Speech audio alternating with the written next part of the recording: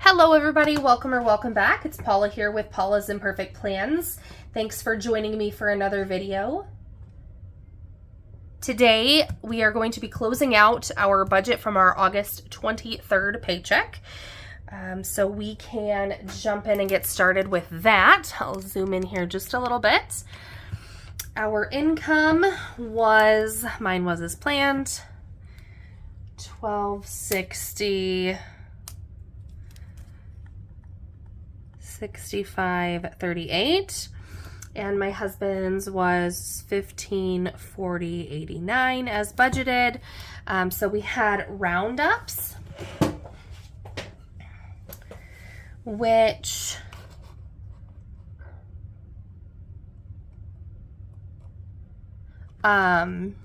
is when I put cash, when I pay back my card with cash from envelopes, we round up for those, and I have that at $9.90.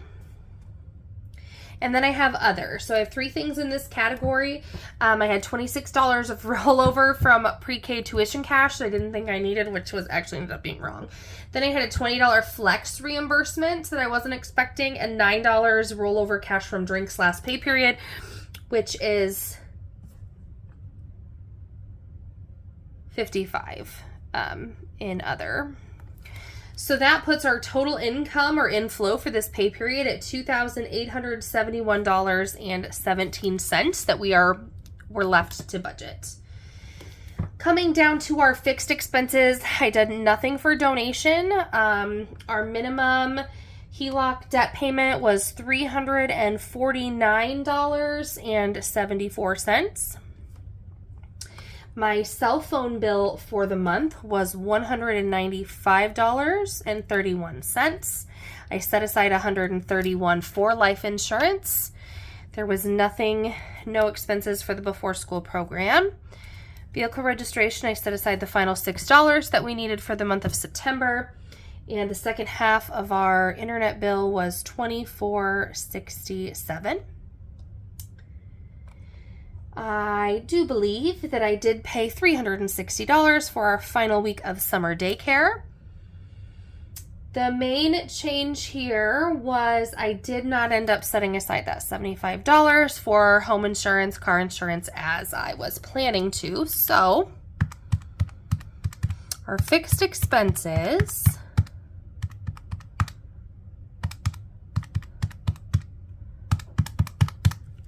come out to $1,066.72. If we subtract that from the $2,871.17 we started with, that leaves us with $1,804.45 left to budget. All right, so now we come down to our variable expenses. I did pull $280 for groceries, $100 for eating out, $50 for beauty,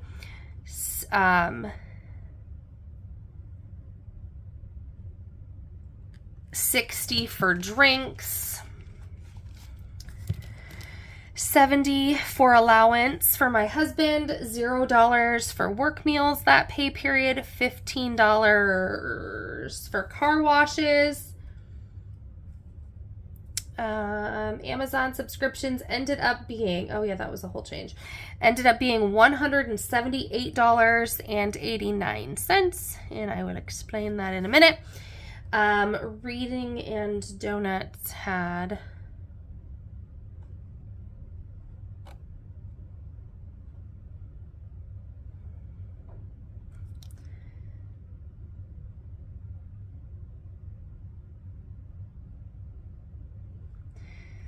$0, I guess, and the trip had $100 in cash. So our variable expenses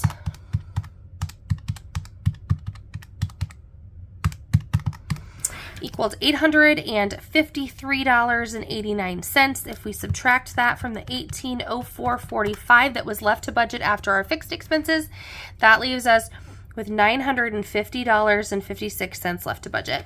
So the reason the Amazon subscriptions was so much more, it was actually like $78.90, was what my subscriptions were.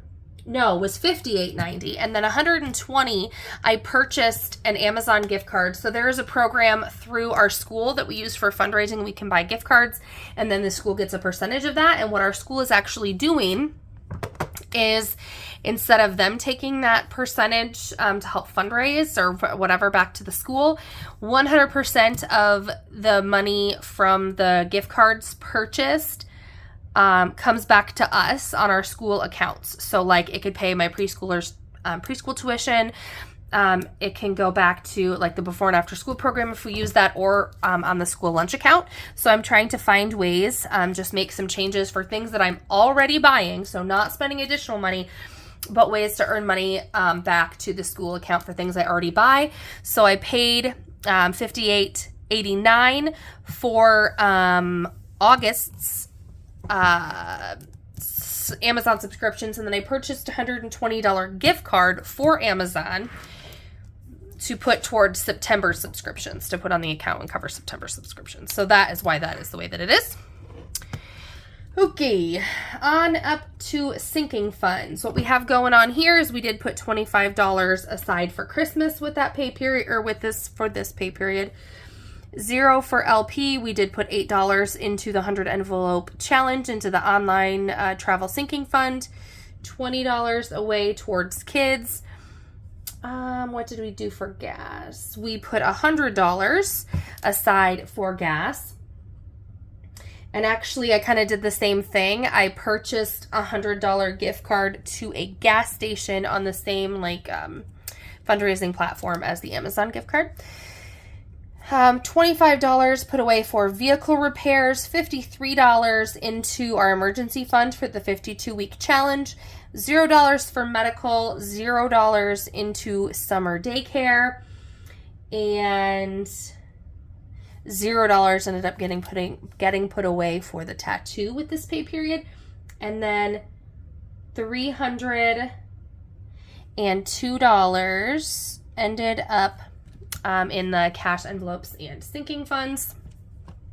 So for that,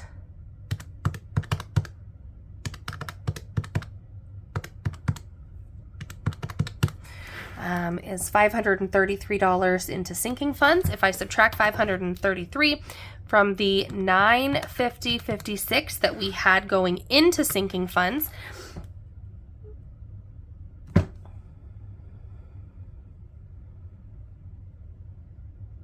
that can't possibly be right. Give me a second.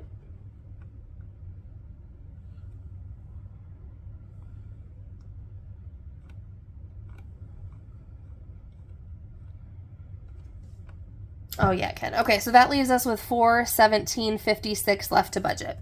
So now if we come down to other,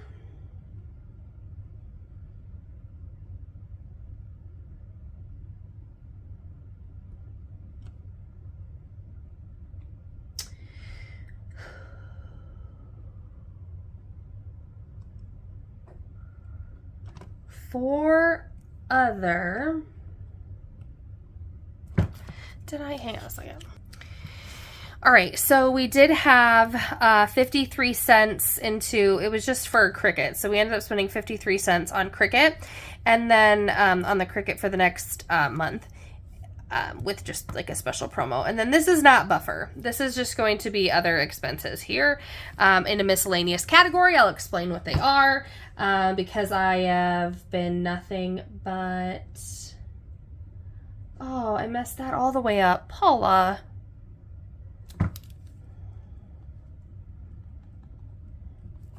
I'll fix it. Okay. I guess I just need to pay better attention to my own notes. Okay, so miscellaneous. This is going to be fun, guys. I'm going to read them off. So the total for this miscellaneous category is $165.01.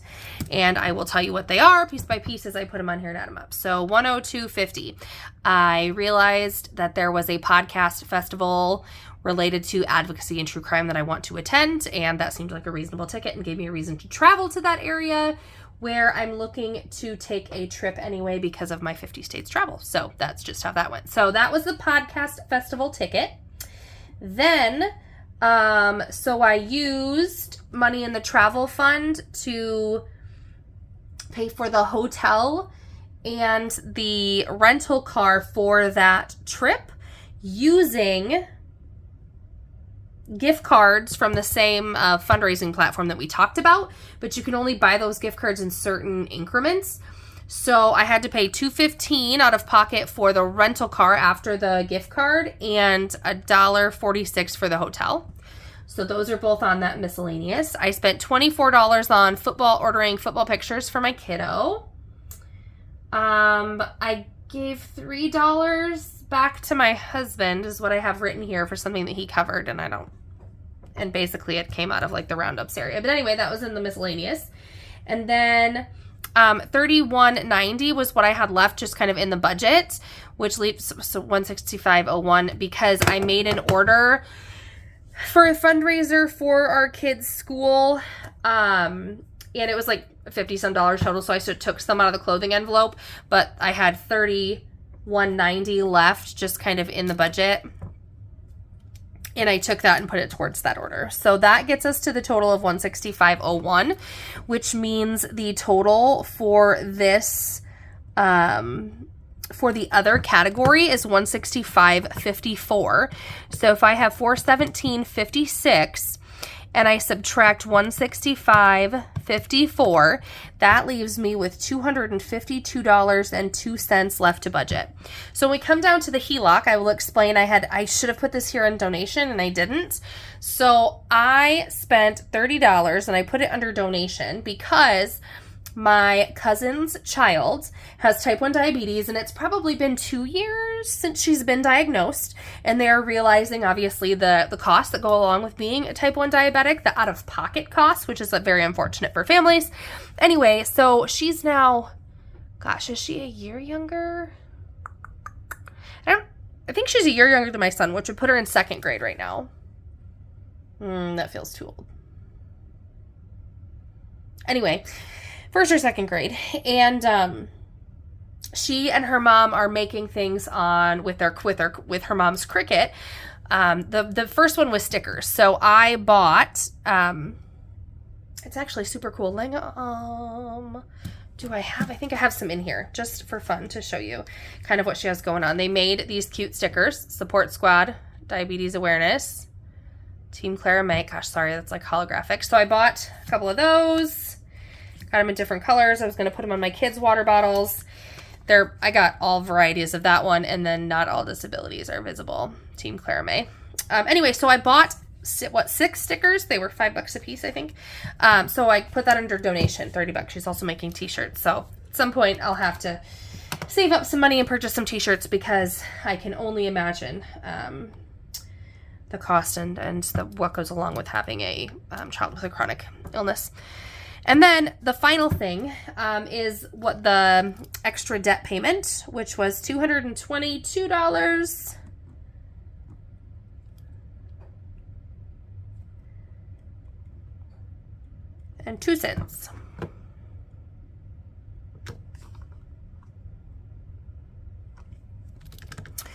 Which means this is $252.02, which brings us down to a zero-based budget. So it took me a minute to get there, but we did get there. So that is what the August 23rd paycheck looks like at this point in time, or closing that out, what it looked like for us.